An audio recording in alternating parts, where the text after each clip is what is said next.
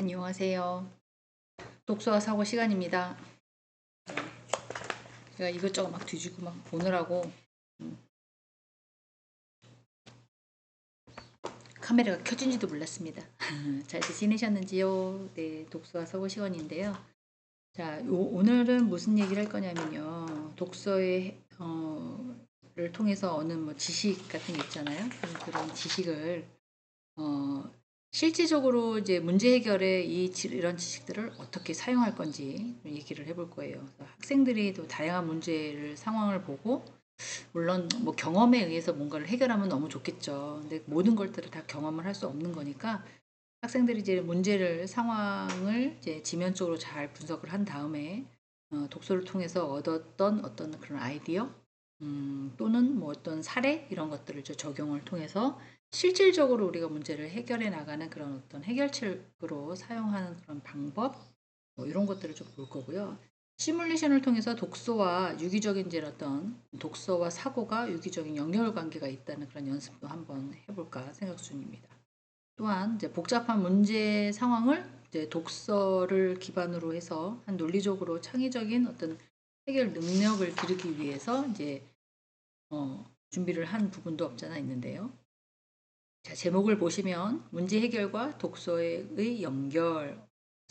살아가면서 이제 문제를 잘 헤쳐나가야 될 것들이 꽤 있잖아요. 물론 이제 상황에 따라서는 다 다르긴 하겠지만, 근데 이제 저희가 모든 것들을 다 경험을 할 수는 없어요. 저희가 원하는 대로 또 이상적으로 삶을 살아가면 너무 좋겠죠. 근데 그렇지 못하니까 독서를 통해서 이제 얻었던 그런 지식들을 잘 이제 직접적이든 간접적이든 이렇게 약간 효과적으로 이렇게 믹스해서 어, 대부분 이제 사용해요. 아이디어 보죠. 요새는 또 미디어가 좋으니까 영상에서도 많이 보고 또 젊은 사람들은 네, 동영상에서 뭔가를 면접하는 자세나 옷, 의상 어디서 아이디어를 얻으셨는지요? 이렇게 물어보면 네, 동영상에서 얻었습니다. 뭐 이런 얘기를 해서 많은 분들이 그런 얘기를 하길래 젊은 사람들은 그래도 책보다는 이제 미디어에서 많은 것들을 얻는구나. 뭐 이런 생각을 한 적이 있어요. 이제 대부분의 책을 배제하고는 저희가 살 수가 없으니까 독서를 통해서 학생들도 네, 다양한 비슷비슷한 그런 지식들을 이제 습득하는 거라는 거는 뭐 누구나 다 알고 있는 거예요. 그러면 독서를 통해서 통찰과 이제 지식을 습득한다라고 드렸는데요. 독서를 하게 되면 첫 번째로는 새로운 내가 몰랐던 정보들을 얻을 수가 있죠. 물론 학생들한테는 더욱더 생소할 것 같아요. 와우, 이런 게 있었구나. 뭐 이렇게 얘기할 거니까. 또 과학적인 사실, 역사적인 사실, 기술적인 사실, 뭐 다양하게 얻을 것 같습니다. 뭐 예를 들면 여기 나와 있는 것처럼 기후 변화에 대해서 책을 읽는다라고 해도 오늘은 날씨가 너무 추워, 오늘은 날씨가 너무 더워, 뭐 이런 정도였을 거예요. 그런데 이제 기후 변화에 대한 책을 읽고 나면 지구의 기후의 시스템, 기후 변화가 생겨나는 원인, 그거로 인했을 때 나오는 결과물 뭐 이런 것들 왜 비가 많이 이렇게 올까 하루 이틀도 아니고 이렇게 장마라는 것 때문에 장마는 왜 생기는데 뭐 이런 것들에 대한 공부를 하겠죠. 그리고 뭐 올 여름처럼 장기간 이렇게 너무 덥거나 아니면 또 너무 춥거나 비가 또 올 때는 소나기처럼 많이 오거나 뭐 이런 것들에 대한 다양한 그런 어떤 지식을 물론 이제 기후의 변화가 왜 생겨나는지부터가 이제 해야겠죠. 이런 새로운 정보들로 갈고 그러면 어떤 식으로 뭐 집을 짓거나 아니면 어떤 그러니까 농작물을 기르거나 또 뭐가 있을까요? 뭐 산을 가거나 뭐 야외 활동을 하거나 뭐 이럴 때 뭐 예비 책 같은 거 그리고 준비물 같은 거 그리고 뭐 이런 것들을 할 수가 있겠죠. 그래서 이런 이제 뭐 새로운 정보를 통해서 꼭 우리가 살아가는데 지혜를 얻는 것도 물론 있겠지만 이런 것들 통해서 복잡 지금 엄청나게 뭐 최고속 스피드라고 해도 과언이 아닐 정도로 막 이렇게 막 스쳐 지나가는 거 불빛처럼도 더 빨리 지나가는 이 시대에 어떻게 우리가 잘 지혜롭게 해결해 나갈 수 있는지 지혜로운 삶을 행복하게 영위할 수 있는지 뭐 이런 것들을 조금 어, 배운다 그래야 되나요? 뭐 그럴 수 있겠죠. 물론 뭐 경제학도 그렇고 사회학도 그렇고 심리학 뭐 이런 것들 다 핵심적인 어떤 개념을 통해서 독서를 통해서 뭔가를 하는 거잖아요. 이런 개념들이 문제를 분석하고 해결하는 데 가장 중요한 기반이 되기 때문에 독서는 개념을 이해하는 거다. 그런 거죠. 자, 이제 역사적인 학습입니다. 역사는 우리가 살아왔던 어떤 흔적 같은 거잖아요. 물론 이제 지금 다 나이들이 있으시니까 뭐 10대 또 더 어릴 때 뭐 기억은 안 나지만 이런 식으로 그 전에 저희가 살기 전에 역사적으로 뭐 정기, 위인전 뭐 이런 얘기를 하는데 이렇게 다양한 인물들이 경험했던 것들을 글로써 또 아니면 어떤 도구로서 아니면 기술로서 아니면 어떤 증거로서 이렇게 이어가면서 이렇게 했었지라고들 하고 있잖아요.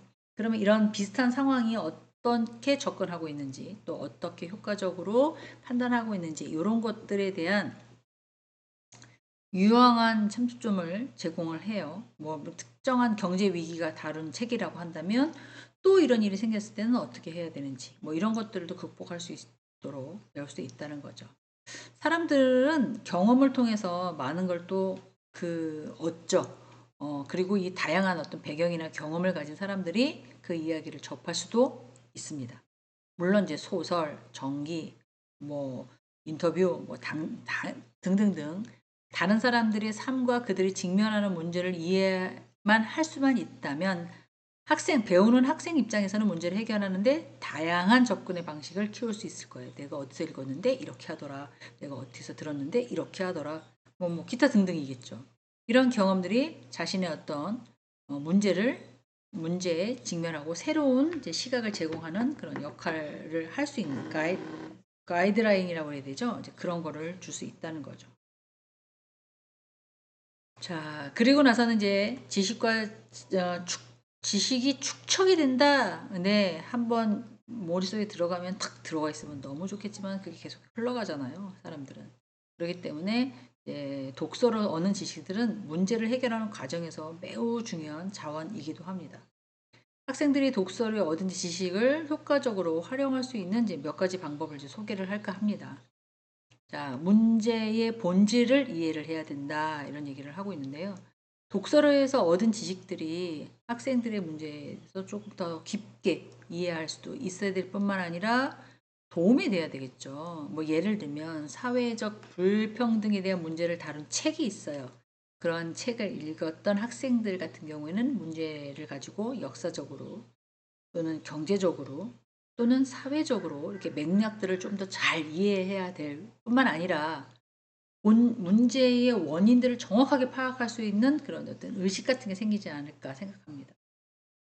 그래서 왜 이렇게 생각하는지, 왜 사람들이 사회적인 불평등이 돈이 많고 대우를 받고 모든 것들이 다 이렇게 원만하게 뭐 이렇게 해주는 사람은 불평등이 없을 거예요. 그런데 돈이 없고 사회적으로 인식도 못 받고 뭐만 해도 막 있는 것. 근데 누가 그러면 공부 안 하래? 뭐 이렇게 얘기를 할 수 있는데 어떤 분이 저한테 그러셨어요. 공부를 열심히 해서 다른 사람보다 그 앞줄에 서면 사회적으로 인정을 받을 거라고 생각을 했대요. 그래서 공부를 열심히 해서 남들이 부러워하는 뭐 무슨 대학도 가고 뭐 이렇게 해서 공부를 했는데 어떤 자격증 시험을 보거나 뭔가를 할 때도 똑같은 선상이라는 거죠. 고등학교도 똑같고 대학교도 똑같고 대학교에서도 아주 최고급을 나왔는데도 불구하고 똑같은 조건에서 시험을 보더라. 그러면 이렇게 할 거라면 내가 공부했을 때는 저 사람들보다 훨씬 더 잘 될 거라고, 잘 살 거라고, 잘 돈을 더 많이 벌 거라고 생각해서 공부를 했는데 해보니 그렇지도 않더라. 이런 얘기 하시더라고요. 그리고 중고등학교 때는 내가 친구들하고 많이 놀지도 못하고 대화도 많이 못하고 온리 공부만 빠져서 살았던 것들에 대한 후회감 뭐 이런 걸 하셨던 분이 제가 있었어요. 그래서 아우 그래도 대단하시잖아요. 그런 공부를 하셔서. 근데 내 자식한테는 이렇게 시키고 싶지 않다. 뭐 이런 얘기를 왜 사회에서 그만큼 인정을 못 받더라. 뭐 이렇게 얘기를 하셔서 조금 놀래기는 했었어요. 근데 생각을 해보십시오. 그렇게 모든 것들이 어떤 지식에서 얻은 그런 독서에서 얻은 지식을 가지고 모든 걸 해결할 수 여기는 있다고 나왔는데 그렇지는 않습니다. 한 가지 문제에 대해서 여러 가지 방법으로 좀 시도는 할 수 있겠죠. 상황에 따라서. 그래야지 좀 뭐 어떻게 보면 다른 상황, 이 A 상황, B 상황, C 상황 이런 효과를 통해서 해결책을 운영할 수가 있기 때문에 그렇습니다. 여기 나와 있는 것처럼 환경보호에 대해서 책을 읽은 후에 학생은 그 자신의 지역사회에서 실천할 수 있는 그런 행동들을 구체적으로 생각해냈다.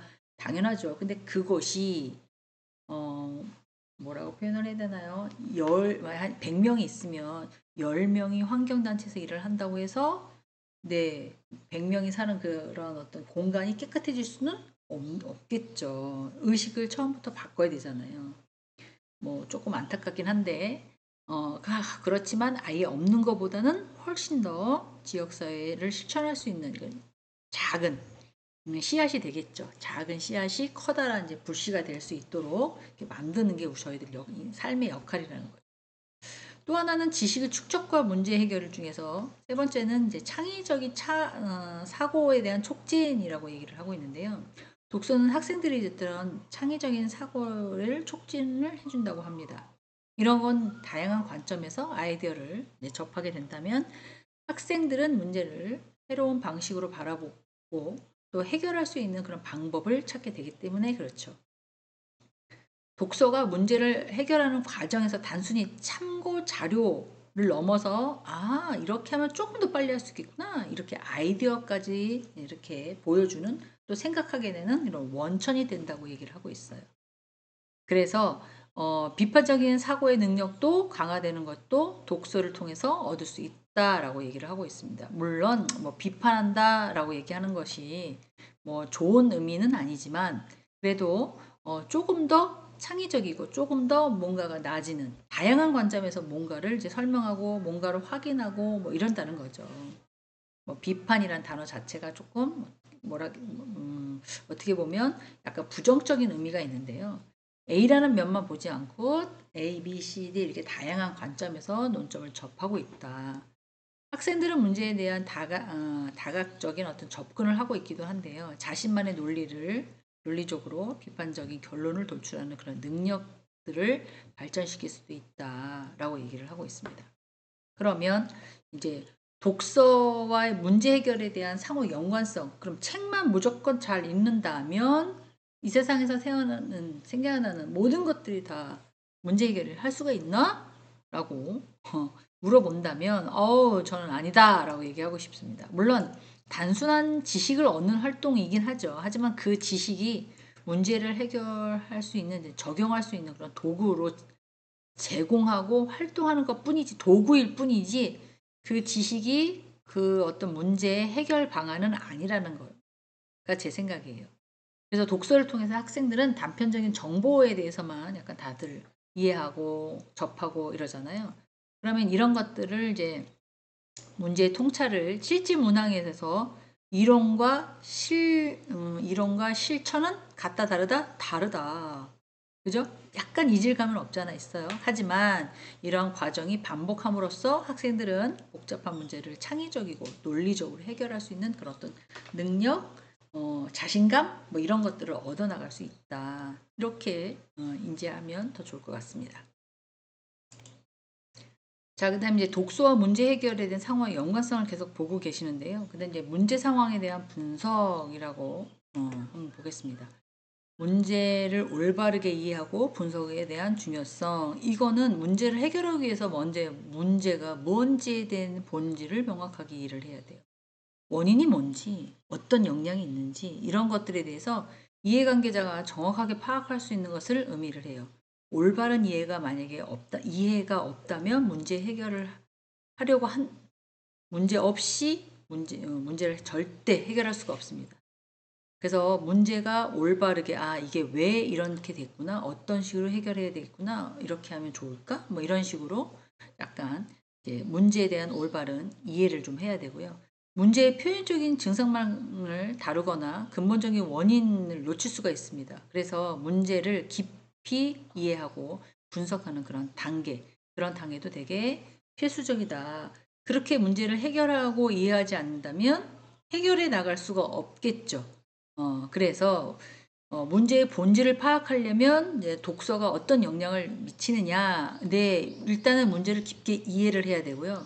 그 본질을 파악하는데 커다란 도움이 되죠. 그리고 문제에 대해서 조금 더 어렵거나 깊은 생각을 하게 된다면 책을 통해서 제공하는 어떤 지식이나 관점의 문제에서도 다양한 각도에서도 바라볼 수 있도록 조금 해줘야 된다.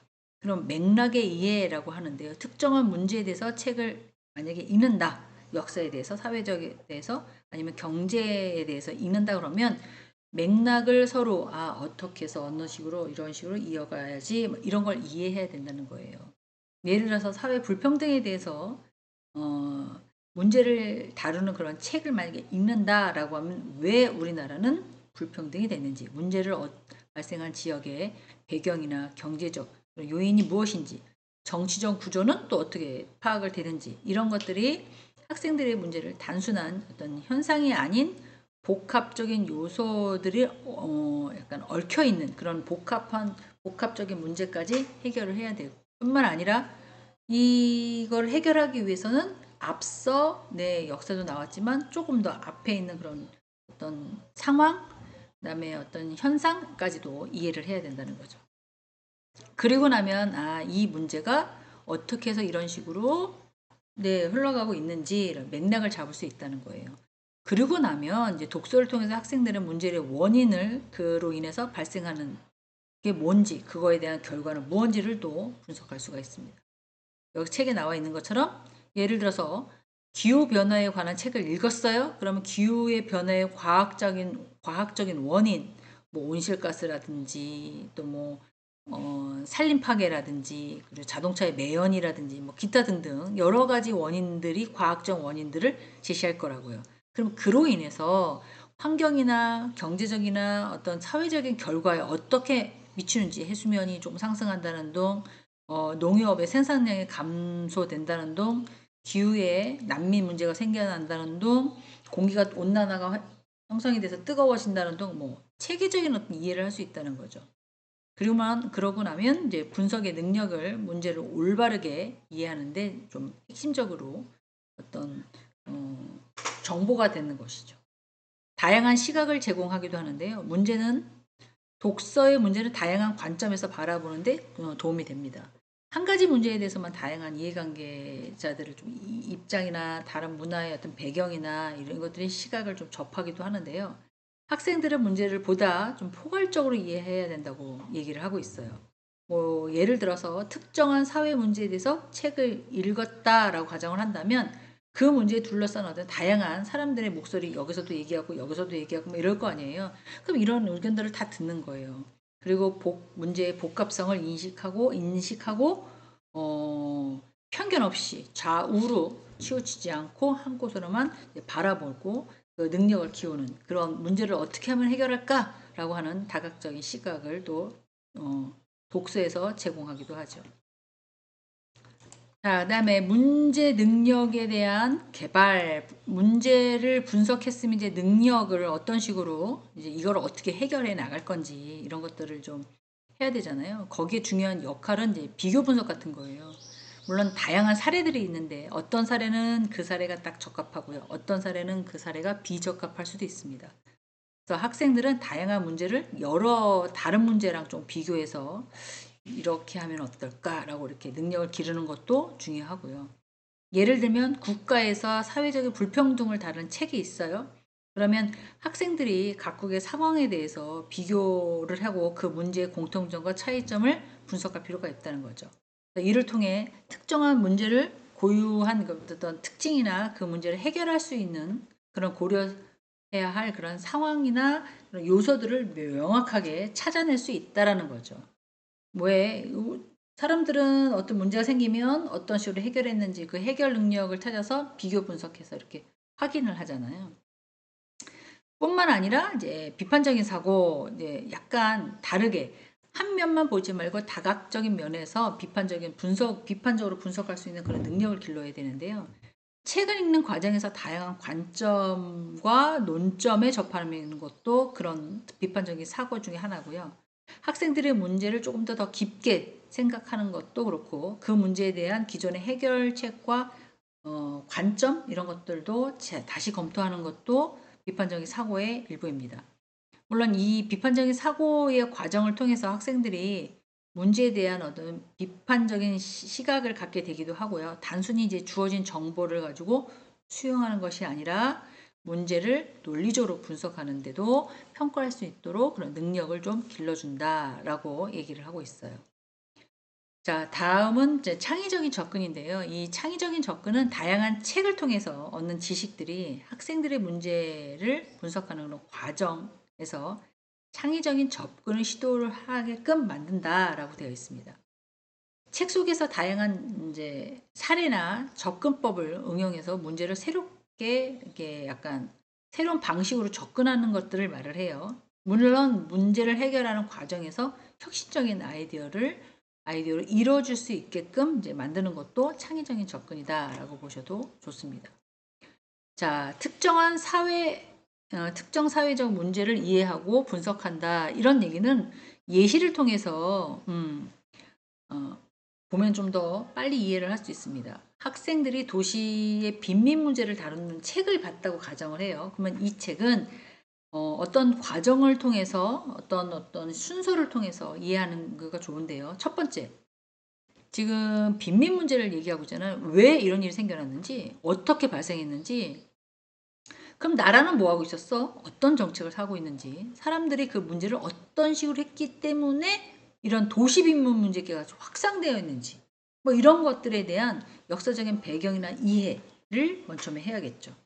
그러면 이런 걸 가지고 현재 도시 빈민들이 직면하고 있는 그런 문제점이 뭐냐. 우리는 주거가 불안정해. 우리는 교육도 안 됐어. 우리는 건강 문제도 안 좋아서 일도 못해. 이렇게 현재 상황을 분석하는 거죠. 어떤 사람은 집이 없어서 빈민이 됐고 어떤 사람은 할 줄 아는 게 아무것도 없어요. 공부도 안 했고 뭐 이래서 교육에 약간 기회가 부족했고 일도 하고 싶고 뭐 다 좋은데 너무 몸이 아픈 거야. 그래서 구체적으로 좀 뭐가 어떤 게 문제가 되고 어떤 게 지금 상황이 파악이 되는지도 좀 알아봐야 된다는 거죠.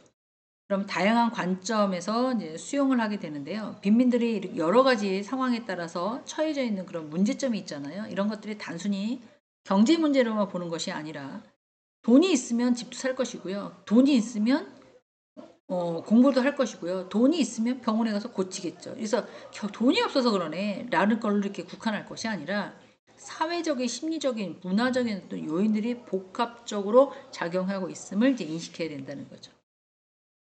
돈 되면 다 해결된다고만 굳이 그러면 뭐 암 환자나 물론 하긴 했지만 돈이 있다고 해서 병이 나는 건 아니잖아요. 불변이라는 것도 생길 수밖에 없는 상황이니까 이런 다양한 관점에서 수용하는 방법들 또 생각을 해보자. 그래서 이제 해결 탐색, 과거와 현재 다양한 사례를 통해서 도시 빈민 문제를 해결하기 위해 어떤 접근법이 효과적인지를 분석하고 새로운 해결책을 모색할 수 있어야 한다라고 얘기를 하고 있습니다. 자, 그다음 통찰과 아이디어 적용인데요. 독서를해서 얻은 통찰이나 아이디어도 물론 중요합니다. 이거 나 메모했다가 나중에 써먹어야지. 뭐 이렇게 되겠죠. 그럼 통찰의 문제는 본질적으로 더 깊이 이해하기 때문에 아이디어의 문제를 해결하기 위해서는 새로운 방법도 좀 제시가 될 것 같고요. 또 이러한 통찰과 아이디어 문제를 통해서 다양하게 문제를 해결할 수 있는 밑거름, 자원이 되기도 합니다. 그러면 그래서 사람들이 책을 읽으면서 이거 좋은 생각이다. 야, 이거랑 합치면 어떨까? 좋겠다. 뭐 이렇게 헤어나가는 거죠. 다양한 접근 방식에 대한 응용이라고 얘기를 하고 있는데요. 독서를 통해 다양한 어떤 학생들이 접근할 수 있는 게 무엇인지도 또 습득을 하고요. 이 문제를 해결하는 데 있어서 유연하고 창의적인 접근 방식도 가능하다라고 보시면 될 것 같아요. 그래서 다양한 접근 방식에 대한 학습이라고 해서 독서에서 학생들이 문제를 해결하는 데는 여러 가지 접근 방식들이 있어요. 이제 그런 것들을 하나하나씩 좀 접근을 해보자. 뭐 예를 들어서 경영학적 서적에서 조직의 문제를 해결하기 위해 다양한 어떤 관리 전략을 세울 수 있다라고 얘기를 하고 있습니다. 그죠? 경영학에서 뭐 인사관리도 있고 뭐 여러 가지 관리가 있으니까 여기서 조직을 어떻게 세우는 게 좋은 거냐, 너는 어떤 조직을 세울 거냐, 비영리 단체냐, 영리 단체냐, 뭐 이런 얘기 하겠잖아요. 그런 얘기를 할 수 있는 거고요. 또 하나는 이제 심리학 책을 읽어요. 그러면 인간 행동에 대한 심리에 대한 동기에 대해서 어떻게 저 사람을 얘기했을 때 저 사람이 이렇게 내가 이렇게 얘기하면 어떤 식으로 받아들일 수 있을까? 뭐 이렇게 이런 이해 방법을 또 배울 수가 있고요. 이러한 다양한 접근 방식을 문제 해결의 기초 단계에서 고려할 수 있는데 여러 가지 옵션을 제공해 준다. 이게 다양한 상태에서 접근이다. 그렇게 보시면 돼요. 자, 그다음에 이제 실제 상황에서의 응용이라고 얘기를 하고 있는데요. 학생들은 독서에서 배운 접근 방식을 실제 문제 상황을 적용할 수 있습니다. 뭐 예를 들어서 갈등 관리 같은 것들을 이제 책을 읽었다고 쳐요. 그러면 학교에서 발생하는 이제 팀 프로젝트에서 나는 이걸 작성할 테니까 너는 어떤 정보를 가지고 와. 나는 PPT를 작성하고 네 정보를 다 해가지고 자료를 만들었는데 나보고 또 발표를 하라고? 뭐 이런 경우 엄청나게 많죠. 그래서 그걸 이제 이완화시키고 처음부터 짜야죠. 무슨 일을 어떻게 할 건지를. 그래서 이 프로젝트에 갈등이 생겼다고 한다면 책에서 배운 전략들을 적용하면 조금 해결해 줄 수 있지 않은가. 갈등의 원인이 뭔지. 뭐 그거 당연한 거잖아. 그러면 이제 우리 이렇게 갈등하지 말고 정보를 찾아왔잖아. 그럼 자료를 만들었잖아. 앞부분에서 여기서 여기까지는 너가 발표하고 뒷부분 이어서 사례 발표는 내가 할게. 그러면 서로 이제 맞출 수 있잖아. 뭐 이런 식으로 뭐 꼭 책에서 배웠다고 하기보다 기술에 대한 아니 그러니까는 그 대화의 기술에 대한 어떤 그 조절, 중재 이런 것들의 전략을 통해서 갈등을 해결할 수 있다는 거죠. 그리고 우리 똑같은 점수 받으려면 나도 이만큼, 너도 이만큼 하는 게 좋을 것 같아. 뭐 이런 식으로 풀어나가는 것도 나쁘지 않겠다. 그런 얘기를 하고 있는 거예요. 자, 세 번째는 사례 연구의 문제 해결에 대한 전략에 대한 적용인데요. 독서는 다양한 사례 연구를 통해서 문제 해결에 대한 전략들을 제공해 준다라고 되어 있습니다. 실제 문제 상황에서도 매우 유용하게 써 있는 거죠. 아까 서두에서 말씀드린 것처럼 인간은 모든 것에 대한 경험을 통해서 삶을 영위하지만 모든 걸 다 배우나 이런 사람들이면 모든 어떤 캐릭터를 다 맡은 건 아니잖아요. 한 캐릭터에 딱 꽂히면 그 사람은 계속해서 뭐 군인만 했던가 아니면 뭐 부잣집 뭐 하든가 아니면 누구는 뭐 안 좋은 역할만 하든가 막 이런 식으로 바뀌잖아요. 다양하게 갈 수가 없는 게 또 인생 산 것 같아요. 마찬가지로 사례 연구들 사례들이 다 있지만 그 모든 것들이 지금 현재 내가 직면하고 있는 문제들을 다 해결할 수는 없죠. 단지 참고 자료만 될 뿐이에요. 자, 사례 연구의 학습이라고 해서 이제 문제가 어떻게 발생되는지, 이건 어떻게 해결해야 되는지, 뭐 구체적으로 이런 게 나오겠죠. 뭐 예를 들어서 기업의 경영에 대한 책을 읽었어요. 특정한 기업이 위기 상황이 있어요. 어떻게 대응할 거냐. 어떤 사람이 있는데 이거는 이런 A라는 제품을 막 가서 팔았는데 잘 안 팔려. 그러면 전복시키자. 뭐 이렇게. 제가 들은 건데 방송에서 어디서 막 사진 찍는 사람이 막 너무너무 찍었대요. 근데 이제 방송 그 DJ가 사진 찍을 때 누구한테 부탁하지 않고 그러니까 사진을 혼자서 찍을 수 있는 이러면 이제 셀카로 해서 이렇게 사진 찍을 수 있는 그런 거를 만들어내면 대박 나겠는데요. 뭐 이렇게 얘기를 했다고 하더라고요. 그래서 실제로 그 라디오를 듣고 네 셀카봉을 만들어서 뭐 4억도 이렇게 짓고 지금 뭐 다양하게 뭐 사다리도 만들고 되게 좀 거창하게 그리고 뭐 이렇게 모든 걸 조정할 수 있게끔 이렇게 만들어낸 사람들도 있었어요. 그런 생각을 전혀 안 했다가 그런 쪽에서 일을 하고 있었는데 우연치 않게 라디오를 통해서 꼭 책이 아니래도 상관없잖아요. 대중매체나 뭐 이렇게 광고나 이런 걸 통해서 이제 했던 그래서 이제 기업 경영이 조금 더 상승했다. 그렇게 해석하면 더 좋은 거잖아요. 유사한 문제에 대한 적용, 학생들이 독서에서 배운 어떤 사례들이 있잖아요. 이런 것들이 문제 해결을 다 해줄 수는 없지만 방법을 찾아낼 수 있다는 거죠. 환경 문제에 대해서 다루고 있습니다. 특정한 지역에서 성공한 환경의 보호를 전략적으로 배운 학생들은 지역사회에서 비슷한 환경 문제에 직면했을 때, 야, 내가 어떤 책에서 읽었는데 이런 식으로 적용하니까 훨씬 더 좋아지더라. 뭐 이렇게 변형해서 적용할 수 있다라는 거예요. 사례 연구집은 즉 누가 어떤 일을 했느냐에 대한 문제 해결에 대해서 내가 갖고 있는 어떤 문제를 해결 방법은 안 된다 하더라도 참고 자료는 될 수 있다. 자, 그 다음에 이론과 개념에 대한 실질적인 적용. 독서는 다양한 이론과 개념에 대한 이해를 하는 거잖아요. 이 실질적인 문제의 해결에 적용하는 데 좀 도움을 줍니다.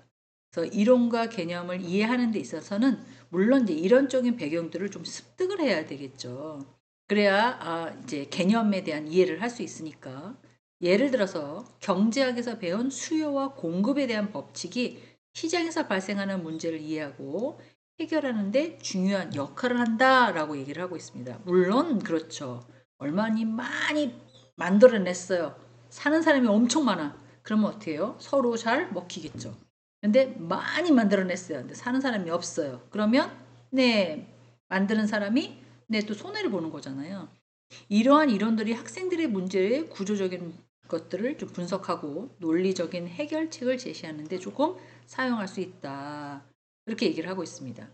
새로운 해결책에 대한 제안도 있는데요. 이제 독서를 통해서 이론과 개념이 바탕으로 새로운 해결책을 제안할 수가 있는데요.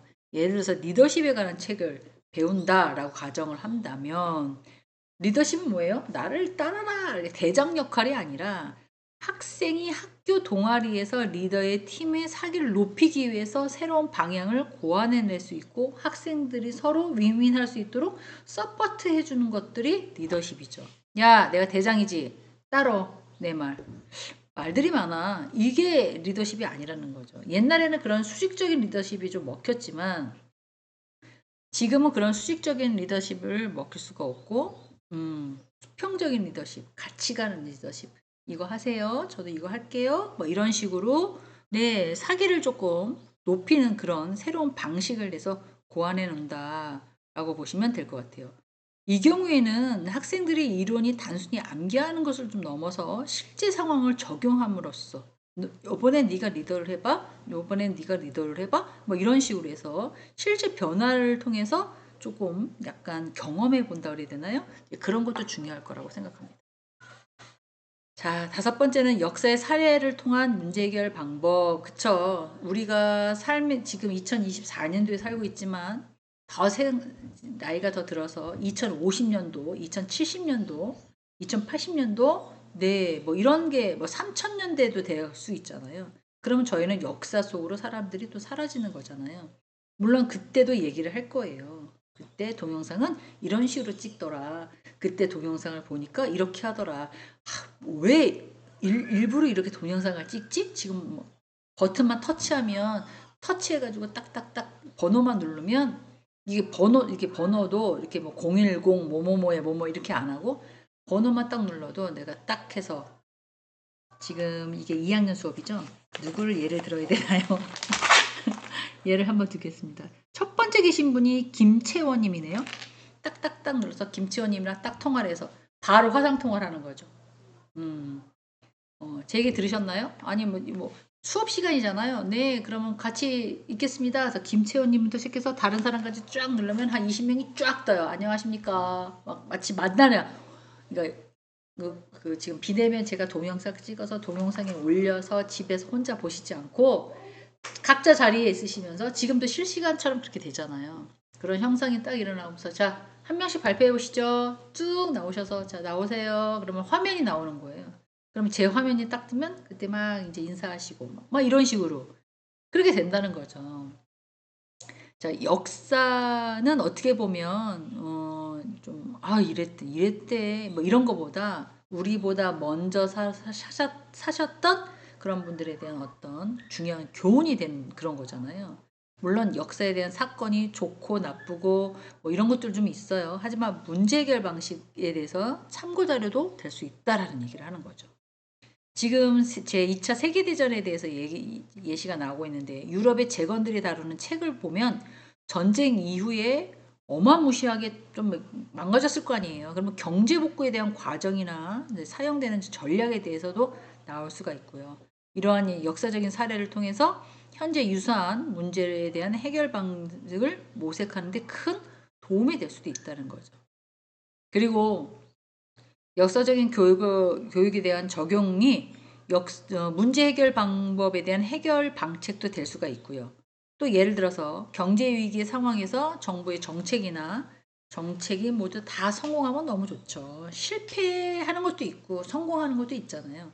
그러면 성공한 건 어떤 점이 좋아서 성공을 했으며 또 실패한 거는 어떤 게 있어서 실패했는지 이런 것들을 통해서 학생들은 경제적인 어떤 상황이나 이런 유사한 이런 실수를 하지 말아야 되겠다. 이런 걸 해야겠다. 이렇게 교훈도 얻을 수 있다.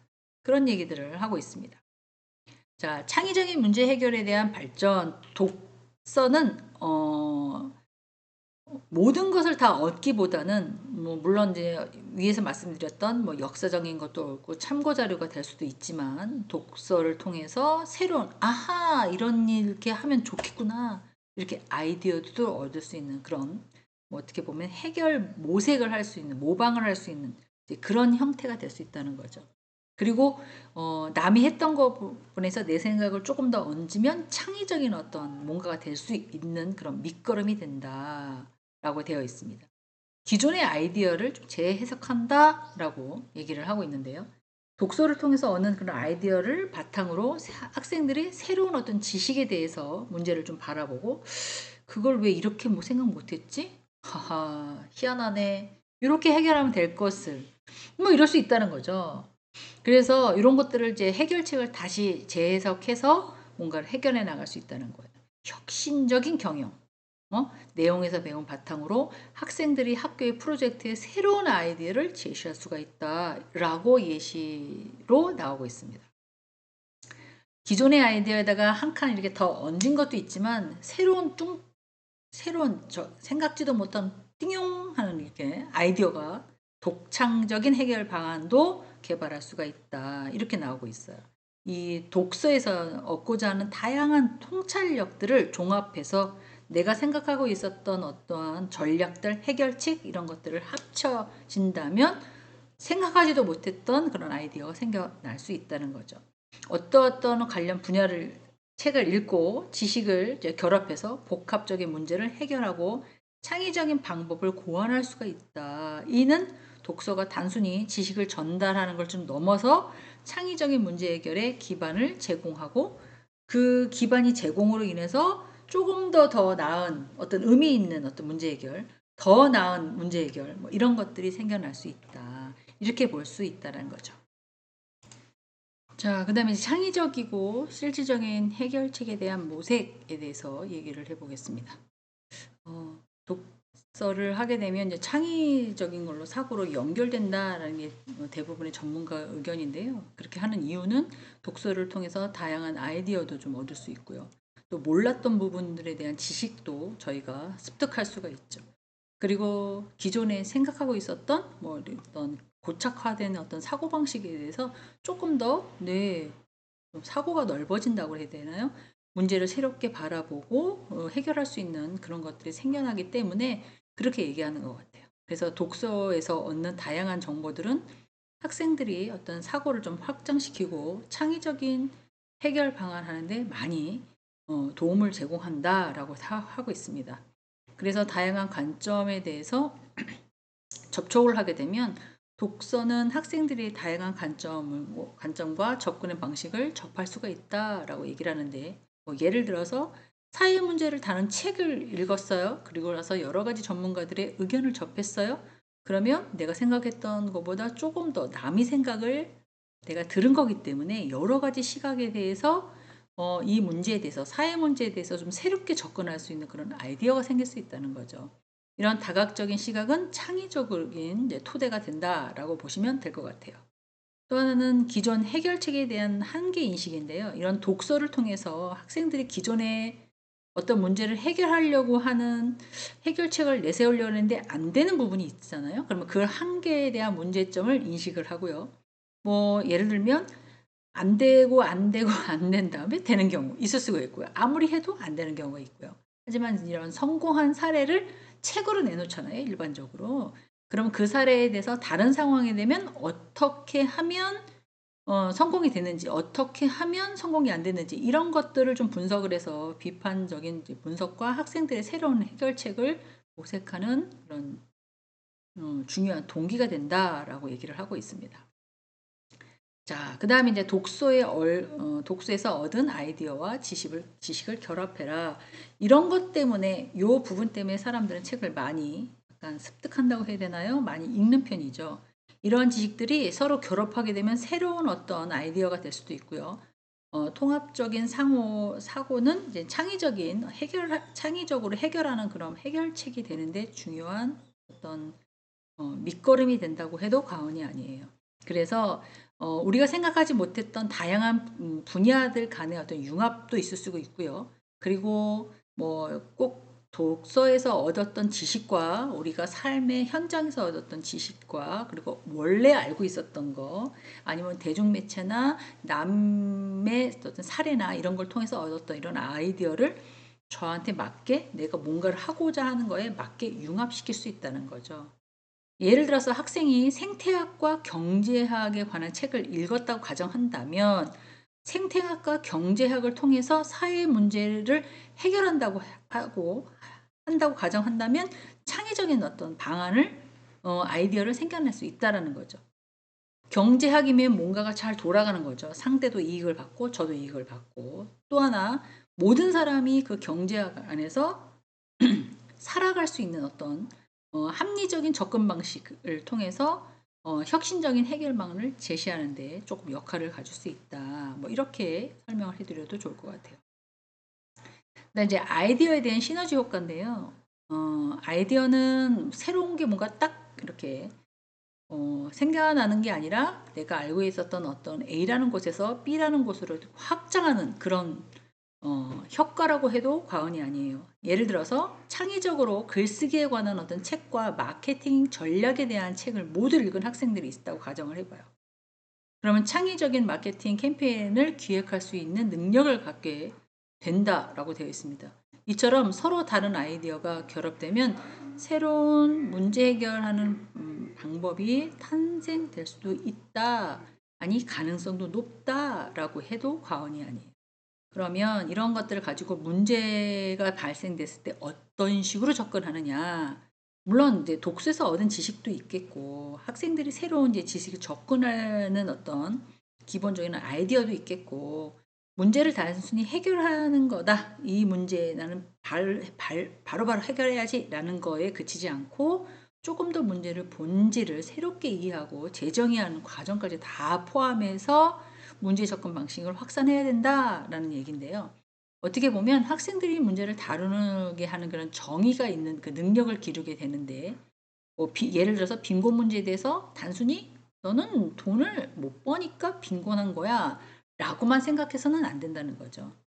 교육도 못 배워서 그런 것도 있고요. 또 몸이 아파서 그런 것도 있고요. 사회 자체적으로 어떤 억압이나 억제가 있는 경우도 있을 수 있어요. 그래서 이런 다양한 어떤 요소들을 복합적으로 작용해서 문제를 재정의할 수 있는 그 재정의의 문제를 새롭게 새로운 관점으로 바라보게 하는 그런 창의적인 해결책을 탐색할 수 있는 기회를 제공한다고 보시면 좋을 것 같아요. 그다음에 혁신적인 접근 방법인데요. 이거는 기존의 문제를 해결 방식에서 어떤 한계가 있다고 한다면 그 한계에서 조금 벗어나 새로운 어떤 아이디어를 얻는 그런 방법론의 하나라고 보시면 될 것 같은데요. 뭐 또 예를 한번 들어볼게요. 전통적인 교육 방식에 대한 한계를 느끼는 학생들이 있어요. 그때는 뭐 예를 들면 막 외워서 시험을 본다든가 막 이런 것들의 암기에 약간 목적을 둔다고 한다면 이번에는 프로젝트를 기반한 PBL이라고 하는 온라인 교육을 해서 내가 혼자 창의적으로 공부하고 혼자 연구하고 혼자 생각하고 그 생각한 거를 이제 과제를 제출하고 뭐 이런 식으로 기존에 있는 그 독서의 틀에서 좀 벗어나서 새로운 어떤 해결 방안을 모색할 수 있는 그런 식으로 이제 접근해 가고 있는 거죠.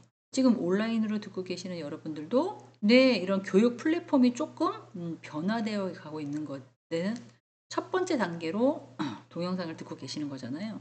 마찬가지로 독서의 내용을 바탕으로 한 어떤 창의적인 해결책에 대한 개발을 할 경우에는 단순히 반복해서 뭔가를 막, 물론 사람의 인지 능력은 뭔가를 반복하고 연습하고 확인하고 이러면 머릿속에 고착화되는 것은 확실하죠. 하지만 그거는 이제 몇 년생까지예요 라고는 말씀드릴 수 없지만 지금 시대의 사람들, 눈으로 보고 확인하는 그 시대에서 살고 있는 사람들은 뭔가를 계속 주입해서 암기하는 거에 대한 어떤 창의적인 해결책이 개발되지 않는다라고 보는 경향이 있기 때문에 어, 단순히 반복하는 것이 중요한 건 아니다 라고 얘기를 하고 있죠. 그래서 어떠한 것을 적용할 때 그 자신의 이제 상황에 맞게 그 새로운 아이디어를 창출하고 능력을 기르는 것들, 뭐 제품 개발을 한다 그러면 제품 개발을 다루는 책에 대해서 막 읽고 그 사례에 대해서 배운 원칙을 응용해서 다른 분야에서 새로운 제품이나 서비스를 개발할 수도 있어야 되고, 이는 독서가 단순히 정보를 전달을 넘어서 창의적인 문제까지 해결하는 그런 도구로 또 역할을 하면 어떻겠냐, 보여줘야 되겠다, 뭐 이런 식으로 독창적인 아이디어를 창출하는 경우도 있고요. 단순하게 지금 다양한 정보를 조합해서 나한테 딱 직면해져 있는 이렇게 문제 해결을 해결하고 새로운 접근 방식을 통해서 뭔가를 해결할 수 있는 뭐 그런 것도 포함이 된다. 그런 것들 얘기를 하고 있죠. 자, 이제 사례 연구와 문제 해결의 시뮬레이션이라고, 시뮬레이션이라는 거는 그냥 상상하거나 아니면 어떤 한번 이렇게 뭐랄까 어, 이러이러한 상황이면 어떻게 될까요? 라고 이렇게 시뮬레이션 돌려봅니다. 뭐 이렇게 계산해 보는 거잖아요.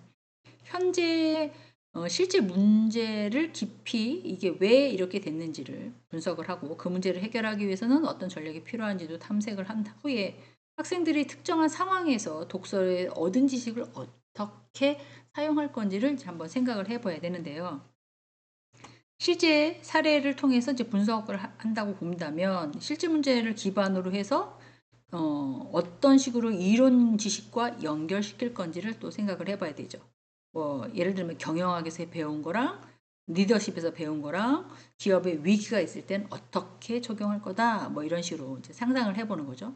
그리고 비판적인 사고와 문제 해결 방안에 대한 향상은 문제를 바라보는 시각 자체가 비판적으로 분석을 하고 독서에서 배운 여러 가지에 대한 이론을 가지고 개념을 가지고 실제로 적용했을 때 어떤 기회가 생기는지, 어떠한 상황이 생기는지, 또 유사 문제는 어떻게 풀었는지, 뭐 이런 걸 통해서 네, 하나씩 하나씩 해결하는 그런 도출의 과정으로 또 생각해 보겠다는 거죠.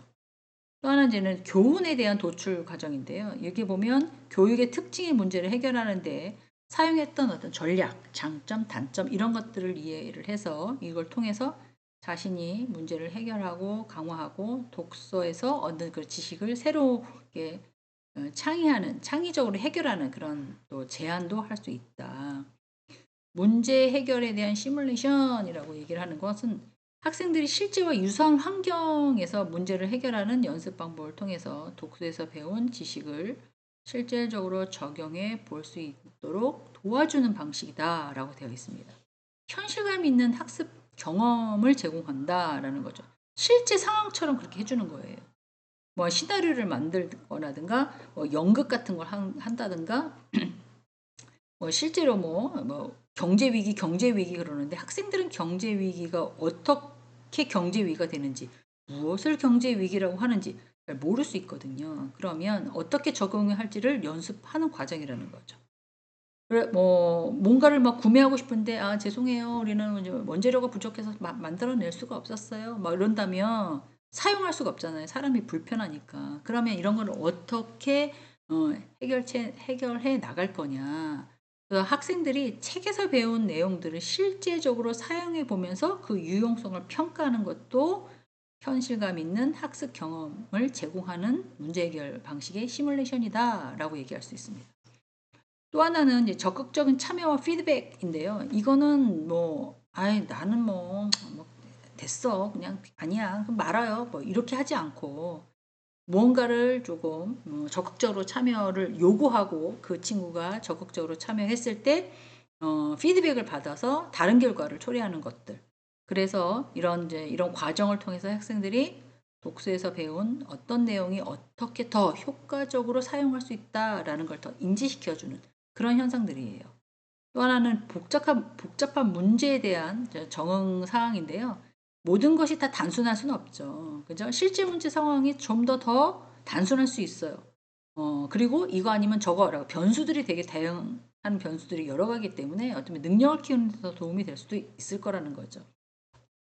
실질적으로 지식에서 얻는 것보다 어떤 복잡한 문제들을 상황을 이제 대체하는 그런 대체 능력이 더 뛰어날 수도 있는 거거든요. 그 다음에 이제 시뮬레이션을 통합한 활용이라고 얘기를 하는데요. 이제 사례를 통해서 이론적인 것을 먼저 습득을 한 다음에 이 과정에서 어떤 지식들을 어떻게 활용할 건지를 구체적으로 생각해 보는 것도 좋을 것 같고요. 또 문제 해결을 하기 위해서 학생들이 배운 이제 실제 내용을 적용해 보면서 이론의 지식이 어떻게 작용하는지, 또 필요에 따라 어떻게 전략을 조정해야 되는지, 나아가서는 문제를 어떻게 해결해야 되는지 이런 것들도 조금 좋다는 거죠. 그래서 아까 위에서 말씀드린 것처럼 실제 상황을 만들어서 학생들이 실제적으로 피부로 느낄 수 있게끔 이런 것들이 다 끝나면 학생들이 자신의 결정을 좀 되돌아보고 무엇이 조금 더 효과적이 있었는지 뭐든지 다 어떤 게 분석하는 게 조금 시간이 더 걸렸는지 이런 것들도 찾고 해결하는 그런 기회를 삼아야 된다. 인생을 뒤돌아 봤을 때, 나 그때 너무너무 잘했어. 그래, 지금 그 시간에 시기에 다시 돌아간다고 해도 나는 그렇게 할 수밖에 없었을 거야. 이건 최선의 선택이라고 생각해요. 근데 또 뒤돌아 봤을 때 생각해 보니까, 나는 그때 왜 그렇게밖에 생각 못했지? 너무 안타까워. 진짜 바보 같아. 이렇게 생각하는 건 조금 더 어떤 그 문제 해결에 대해서 조금 더 나은 선택을 해도 될 건데 그렇게 했구나라는 거 후회라는 거죠. 마찬가지로 오늘 말씀드렸던 그 독서를 통해서 문제 해결하는 그런 연결하는 방식은 여러 가지가 있지만 조금 복잡한 문제 상황을 독서라는 그런 틀 안에서 많은 지식들을 토대로 논리적으로 창의적으로 해결하는 방법 이런 것들을 한번 확인해 보았습니다. 네. 하여간 50분 동안 조금 길면 길고 짧으면 짧았지만 그래도 경청해 주셔서 감사하고요. 다음 시간에 건강한 모습으로 다시 뵙겠습니다. 고맙습니다.